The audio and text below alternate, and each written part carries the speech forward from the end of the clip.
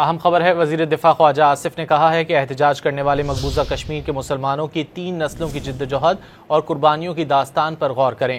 مقبوضہ کشمیر میں عوام آزادی کی تاریخ اپنے خون سے لکھ رہے ہیں۔ ایک نسل جیلوں میں جوانی سے بڑھاپے میں پہنچ گئی، پھانسی چڑھ گئے، سینے پر گولیاں کھائیں۔ سماجی رابطے کی ویب سائٹ پر پیغام میں خواجہ آصف کا کہنا تھا، مقبوضہ کشمیر میں عوام پاکستان سے محبت کی ہر روز قیمت ادا کرتے ہیں۔ پاکستان فوج نے کشمیر کی آزادی کے لیے جو جنگیں لڑیں، ان میں جانوں کی قربانیاں دینے والوں میں تمام قومیتیں شامل تھیں۔ پاکستان نے کشمیر کی آزادی کے لیے اپنا وجود داؤ پر لگایا اور لگائیں گے، یہ ہمارے ایمان کا حصہ ہے۔ خواجہ آصف نے آگاہ کیا کہ ان کے انتخابی حلقے سیالکوٹ میں کشمیری مہاجرین کی بڑی تعداد آباد ہے۔ 1947 میں جموں سیالکوٹ کا بارڈر سے کراس کرتے 1 لاکھ کشمیری شہید ہوئے۔ پاکستان فوج نے کشمیر کی آزادی کے لیے جو جنگیں لڑیں، ان میں جانوں کی قربانیاں دینے والوں میں تمام قومیتیں شامل تھیں۔ پاکستان نے کشمیر کی آزادی کے لیے اپنا وجود داؤ پر لگایا اور لگائیں گے، یہ ہمارے ایمان کا حصہ ہے۔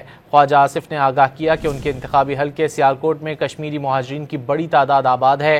1947 میں جموں سیالکوٹ کا بارڈر سے کراس کرتے 1 لاکھ کشمیری شہید ہوئے۔